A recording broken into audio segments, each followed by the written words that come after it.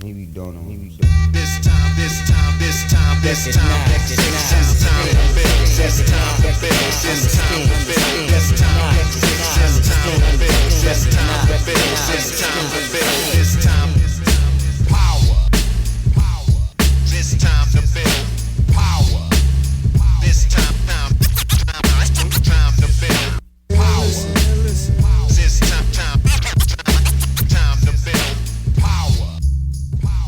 What's up, everybody? I'm your host, Chris Hampton. And this is Nate Drolet.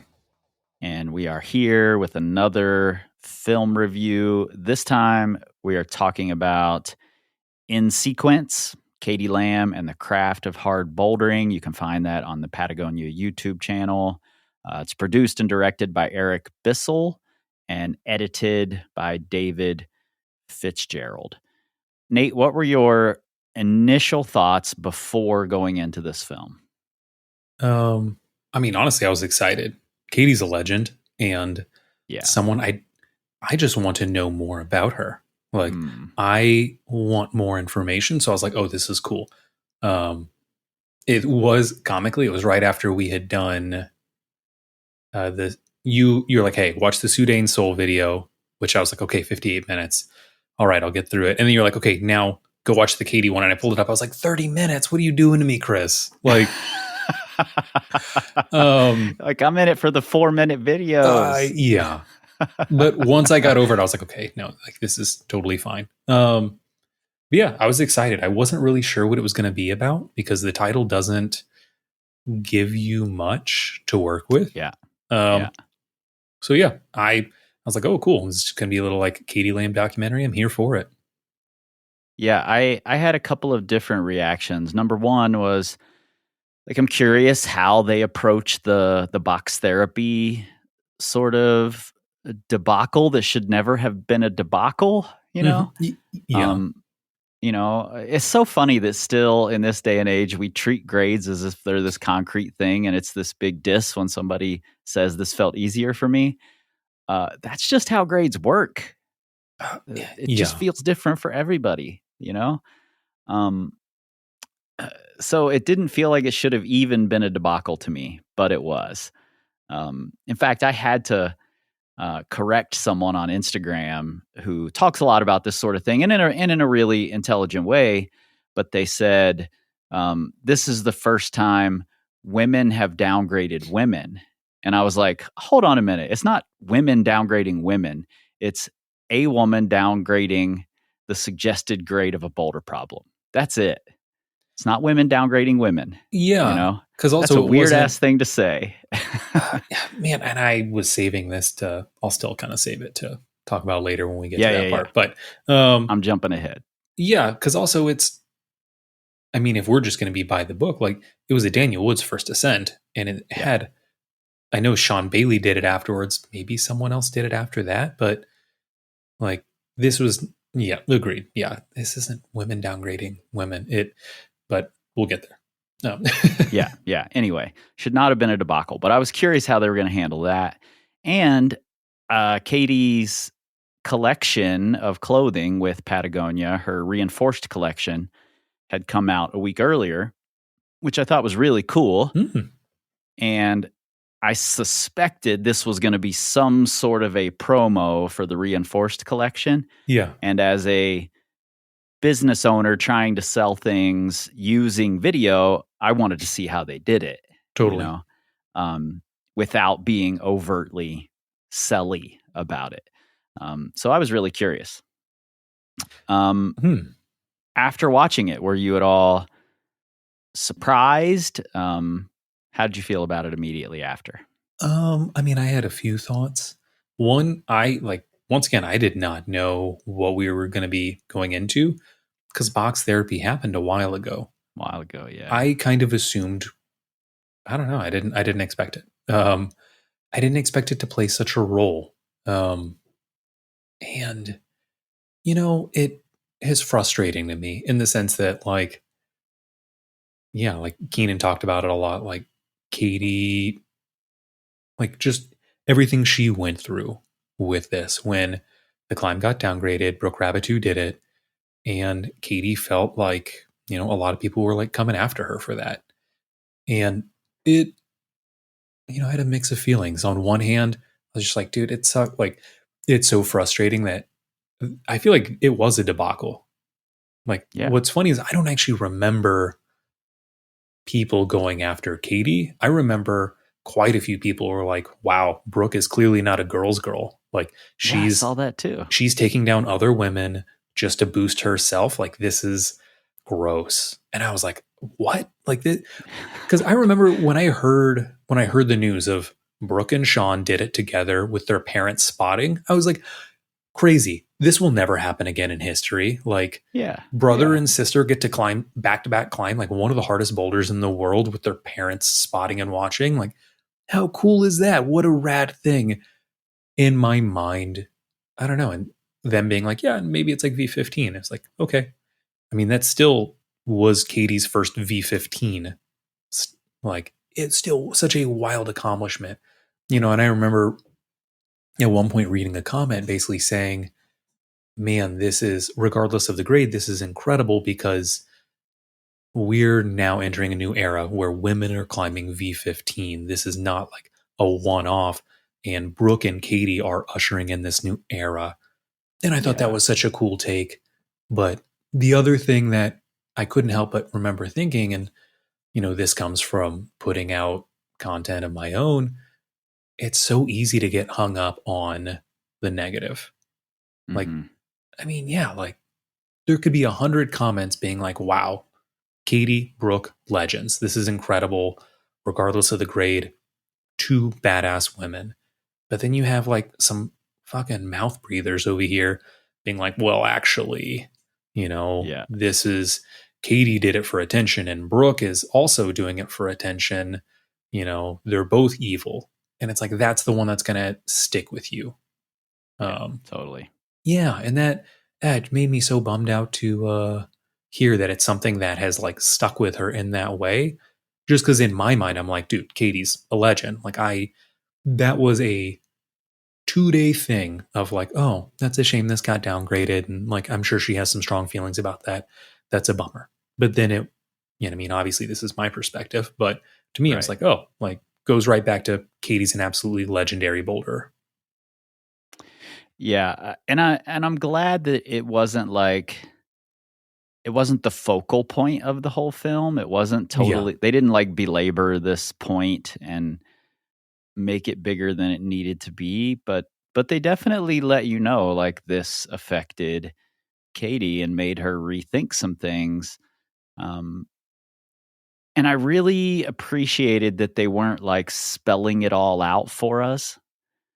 Like that they just show you these things. Keenan talks a little about it and they let you sort of infer from other pieces of the film what's happening. I prefer that instead of the interview style. Like, yeah, let me tell you all the things that went wrong and how I felt about it. And, let me just do this 10-minute interview explaining everything. For me, that's a lot of the problem with interview style podcasts is it gives you all of the like details instead of the feelings around it and the letting you sort it out on your own through imagery, through audio, through whatever, and that's just me personally. I'm not saying there's anything wrong with the interview podcast. That's just the thing I don't get from the interview podcast that I did get from this film that I really enjoyed. You have me feeling very conflicted right now. Because one thing, if I had a criticism about this, it almost felt like this, like watching this, like jokingly in the back of my mind, I was like, are we going to find out at the end that Katie died? Because this feels like something that was done posthumously. Because it opens up with Beth Rodden talking. And anytime Katie is in the film, she's talking to the cameraman or like about the situation that's happening. Like she's cooking food. She's like, I worked late. I'm going to have to get up. I'll have 45 minutes of light. Or it's her talking to Keenan. So it's Beth, it is Keenan. And I believe her mother's name was Linda, who also just seems wonderful. But it was those three that really narrate the whole story Yeah, in the back of my mind, I'm like, are we going to find out Katie died at the end of this? That she's no longer with us? And this was like made posthumously. And so a part of me was like, I want to hear more from Katie. But what you just said, where you were like, hey, this isn't a pure interview. It doesn't just spell it out. It gives you this feeling. And that was something that it was this intangible thing that I found myself just smiling the whole time I was watching this 30 minutes. It made me have just, warm emotions the whole time. I was like, oh, this is just great. Like, yeah, where, we had just talked about Sudane's soul. I didn't have that. Like, there were a few glimpses of that, but this was just, it had so many strong feelings and emotions. And I got to say, video work was great. Editing was top notch. The whole thing just was such a great production. I completely agree with that sentiment. All of that. And this is why I suggested them back to back, is because they seemed like such an interesting contrast to me. Like the Sudan Soul film really spells out all the details and goes like minute details. Yes. And this film was more about a feeling, an emotion, a struggle, and how it's being dealt with. It doesn't spell out all the little details for you. And that leads to like my favorite moment of the film happens at 17 minutes and 25 seconds. It's when mom is sewing, sitting next to Katie. They're sewing. They're changing this like dog backpack. Yeah. And she says something to the effect of like, you can't put in this amount of time into something without there being some sort of, and she uses the word nourishment, some sort of nourishment from the process. Because otherwise it's just drudgery. Yeah. And I was like, wow, like mom is the Buddha. Like she's a superhero here. Yeah. That was such a cool moment of taking, and this played out for the like how they're talking about the reinforced collection for me was of all this Katie sewing, using it as a metaphor for repairing things, for enjoying the process when you could just go out and buy a new thing, but you have to enjoy this process. You have to get nourishment from the process, or you're just going to see it as drudgery, and then you should just go buy the new thing. I think it tied into Patagonia's ethos really well. And again, they don't explain the sewing, the repairing metaphor right to your face. Like I have this distinct memory of watching like Fast and the Furious 2 or something years ago, and I should never have had higher hopes for that movie. But there's a moment where it's like a really cool thing happens. I don't even remember what it was. I know they were driving at the time, but that's 90% of the movie. This really cool thing happens, and I said out loud, "Oh God, don't explain that." And in the next moment, Vin Diesel explains the moment, and I'm like, "Fuck!" Yeah, You could have had a moment there, and then you explained it to us like we're dumb. So I'm glad they don't do this in this. And to your point, the editing, in the middle of this metaphor, this like Zen moment metaphor, she makes a Ninja Turtle joke and then continues the Zen moment, and they left the joke in, which made it so much more like lighthearted and fun. And I immediately texted Riley, because Riley's a big Katie Lamb fan, and it was Riley talking about this film that made me watch it. I immediately texted her and was like, wow, Katie's mom is the coolest, Yeah. So that for me was just like, let's give the whole thing in one moment, that could just be its own 60-second long film, and it would have been great. Yeah. I distinctly remember that as well. Like I said, you got me conflicted here, because my one beef was I wanted more just direct information, But Yeah. at the same time, I think this film is a great example of show don't tell. Like Yeah. it gives you this feeling, this just of every, yeah, it shows you what it wants to show you. And I think it did a really good job um, staying in its lane in that way. Yeah. My one like conflict, because it's not really a criticism. They didn't have to do this.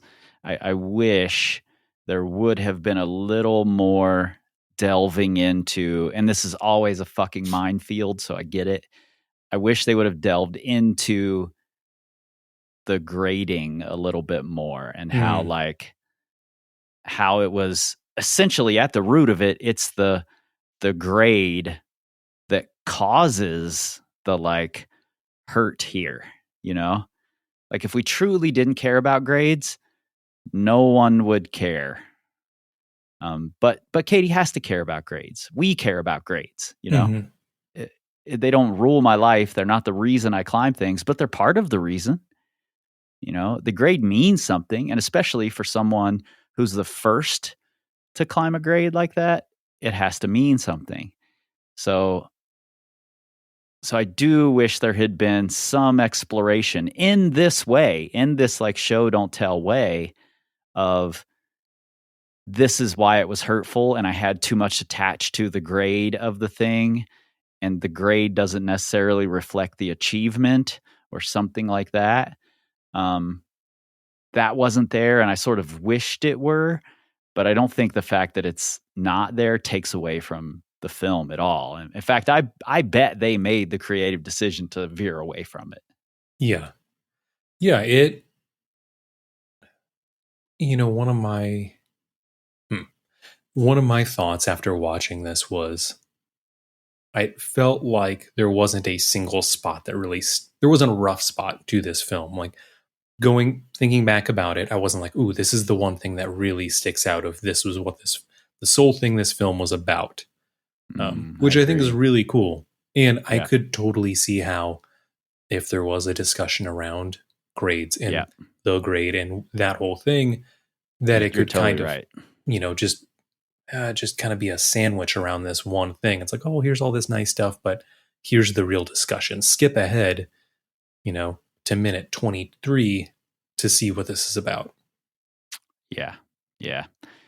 Any takeaways beyond like what we've already talked about? You know, one thing this did make me think of a little bit is there is pushback from sponsored climbers around the idea of needing to put out content. And I think it is a very easy thing to do for everyone else to be like, that just kind of sounds like laziness. Like, oh, you don't want to work? Me neither. Like, I get it. But at the same time, you know, you see what this is like by Katie putting herself out there, not with this, but in the past of like, hey, I did this achievement I'm really proud of. I climbed box therapy. That opens her up to criticism and to future criticism. And I think it's completely fair for people to be like, hey, I don't want to deal with that. I just want to rock climb. Like, I want to be able to have my own genuine experience. I don't want to have to I don't want to have to see what these people on the internet think about me. I don't want people to feel like they are entitled to an opinion about me and my actions. I want this to be about myself. Yeah, that's not something I expected to get out of this film, but that was kind of something that ended up resonating with me. Yeah, I like that. And, you know, we talked about this quite a bit in the What Pro Climbers Can Learn from Taylor Swift episode. Yeah. And I really feel like this film is a masterclass in like having a partnership instead of a sponsorship, because this film did so much in terms of like the ethos of Patagonia and what they do with worn wear, all of the statements they put out, and don't buy new things, repair your old things. You know, it discusses that. It It told Katie's story in a really fantastic way. So this felt more like a partnership and less like a pro athlete who's saying, I deserve to just go climb all the time and have my sponsors, care enough to give me money. Yeah. And I appreciate seeing this. Like I wish there were more partnerships like this, as opposed to just, I'm going to make a video of my climbing and you put it out and you spread it around and this is why you pay me. Totally. So I really did appreciate that. I also, as a contrast to the Sudan Soul video, and this is not me critiquing either climber. I think it's a fact that you have to be somewhat selfish in order to be great at your sport. I don't think there's a debate about that. There are varying levels of that. I think the dedication we see in the Sudan Soul video, maybe his partner is one of the heroes of that film because she's there helping him figure out how to modify his shoes. And it was her book that he borrowed for the knee pad. And she's there through this whole process, which, whether we like it or not, has to be somewhat inconvenient for her. So his chase of his goals is likely inconveniencing some other people, And again, I'm not critiquing that. I'm not saying that's a bad thing. It's just a thing. They may very well have discussed it and she's agreed to that. And he reciprocates after he sends, who knows? I'm not saying it's bad.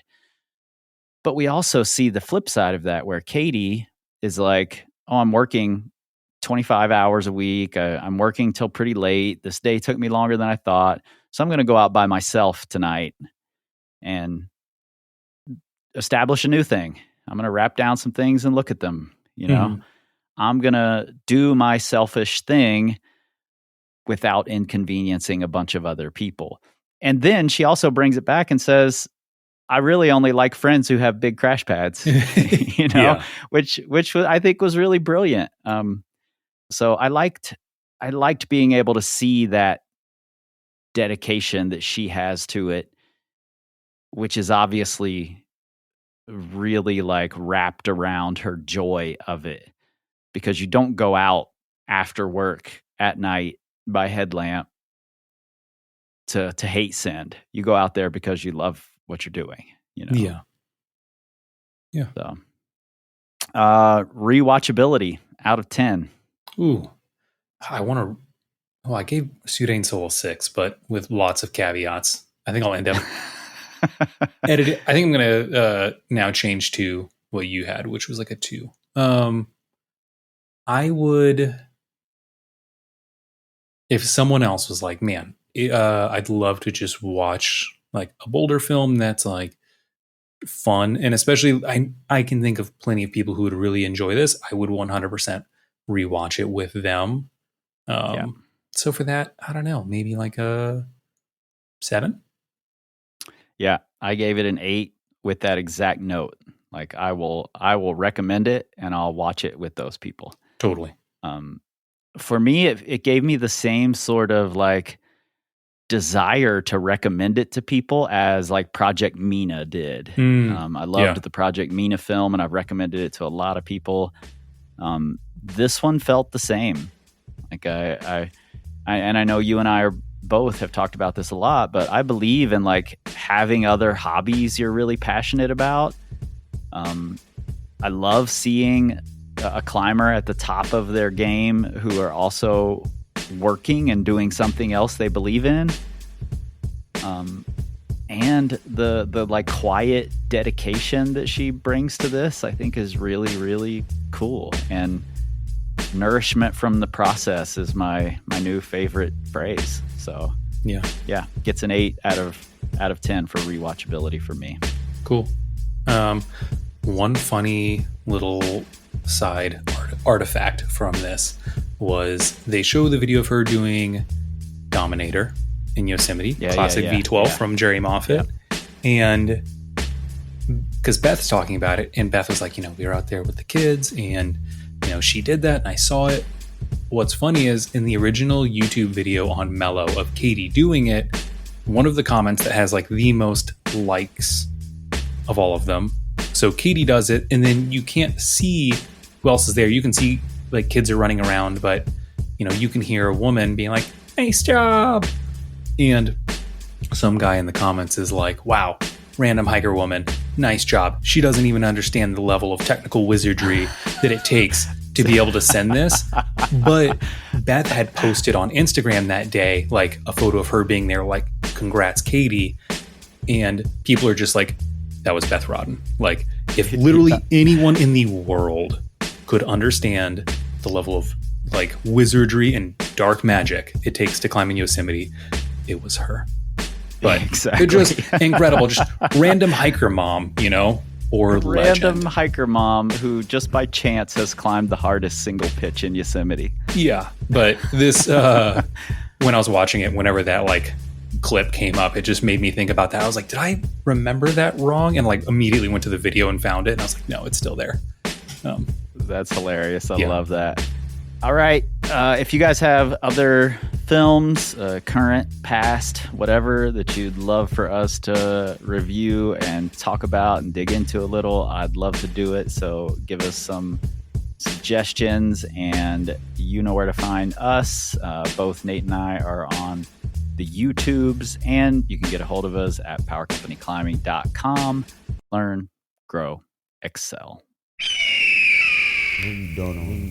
This time, this time, this time, this time, this time to build, this time to build, this time to build, this time, this time to build, this time to build, this time to build, this time, power, this time to build, power, this time to build, power, this time to build, power.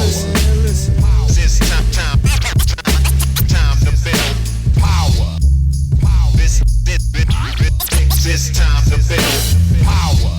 This time to build power. This time to build power.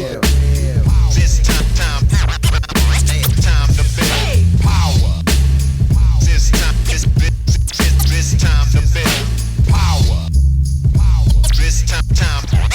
This time to build. This time to build. This time to build. This time to build. This time to build. This time to build. This time